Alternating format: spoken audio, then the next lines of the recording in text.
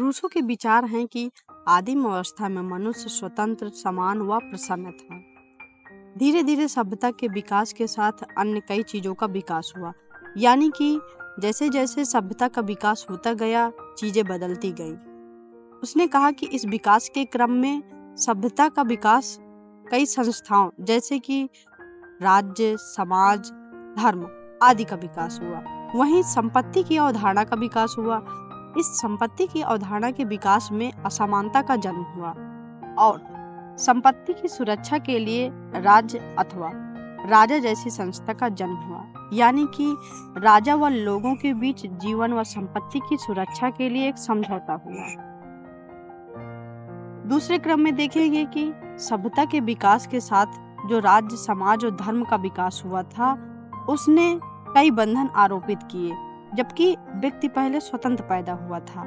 इन सब समस्त विकास क्रमों का परिणाम यह रहा कि मनुष्य की स्वतंत्रता व समानता चली गई और साथ ही मनुष्य विभिन्न प्रकार के बंधनों से जकड़ गया। रूसो के उपायों को हम जानेंगे कि रूसो क्या कहता था, इसके क्या उपाय थे। वो कहता था कि व्यक्ति पुनः आदिम अवस्था में लौट जाए या फिर सामाजिक संविदा का सिद्धांत पालन करे। तो जानेंगे कि सामाजिक संविदा का सिद्धांत क्या था। मनुष्य प्राकृतिक अवस्था की ही तरह स्वतंत्र व सुरक्षित रहे। इस क्रम में रूसो ने अपने सामाजिक संविदा का सिद्धांत दिया। इस सिद्धांत के तहत समुदाय के सभी लोग एक समझौते के द्वारा आपस में जुड़ते हैं और यह कोई राजनीतिक समझौता नहीं है। इस सिद्धांत के अनुसार संप्रभुता संपूर्ण समुदाय की होती है और संपूर्ण समुदाय के विभिन्न नियमों व नीतियों का निर्धारण सामान्य इच्छा के अनुसार होता है।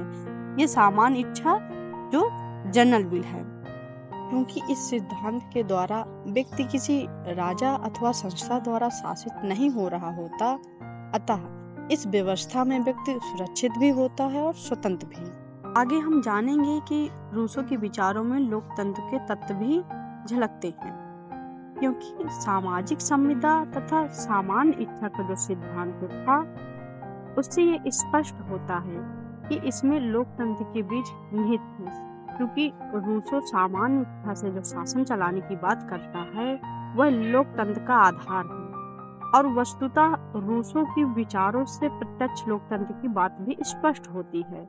हालांकि यह व्यवस्था कैसे बनेगी, इस विषय में रूसो मौन है। रूसो के विचारों में दूसरा तत्व निरंकुशता का है। इसमें वो कहता है कि सामान्य इच्छा ही सर्वोच्च है, इसको किसी भी अवस्था में अस्वीकार नहीं किया जा सकता। यह संभव है कि कुछ व्यक्तियों की इच्छा सामान्य इच्छा के अनुरूप न हो, किंतु फिर भी सामान्य इच्छा उनके ऊपर आरोपित होगी अथवा उनके लिए बाध्यकारी होगी। इस संदर्भ में हम कहेंगे कि रूसो के विचारों में निरंकुशता के तत्व दिखाई देते हैं।